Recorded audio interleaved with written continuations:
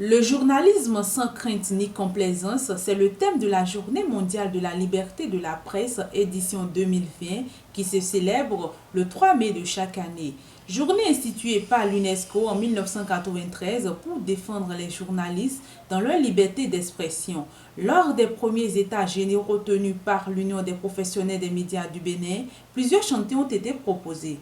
On peut déjà citer la création d'un environnement favorable à la création véritable des entreprises de presse, le renforcement des capacités financières des organes, la relecture de la loi organique de la RAC et aussi l'État qui doit aider à supporter la sécurité des employés de presse. Vous savez, chaque régime avait ses priorités.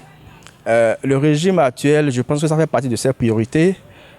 Nous espérons que d'ici là, ces conclusions qui sont encore sur la table de nos autorités, d'ici là, nous aurons vraiment une suite favorable aux conclusions sorties des États généraux. Quelques journalistes à Parakou se prononcent sur la place réservée aux médias sous le régime actuel au Bénin. Avec la rupture, il y a comme si la presse béninoise s'est un peu recroquevillée parce qu'on n'avait pas, ou bien on n'a pas eu jusqu'à une époque récente, des coups de franche pour avoir l'information. La matière a manqué à un moment donné.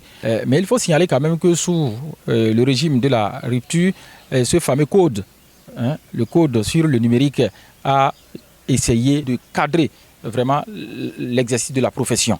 Et ce n'est pas du tout facile. On peut dire que nous sommes dans une situation quelque peu incertaine aujourd'hui. Pourquoi on a quitté peut-être un bon moment et nous sommes dans un moment où nous ne connaissions pas, ou bien nous ne pouvons pas prédire l'avenir. Notre regard sur la question de la liberté de presse est un regard très sévère.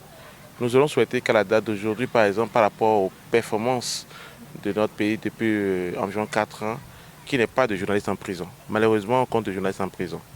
Nous aurions souhaité qu'aucun organe de presse ne soit fermé. Malheureusement, il y a d'organes de presse fermés. Et ça fait que lorsqu'on comptabilise tous ces faits, on est en droit de dire que la liberté de presse n'est pas encore une chose garantie. Et ça va être le classement de Reporters sans frontières vient confirmer notre thèse sur laquelle il y a beaucoup de choses à faire à ce niveau. Beaucoup de choses sont à faire pour inverser la tendance. Le défi est du côté des dirigeants.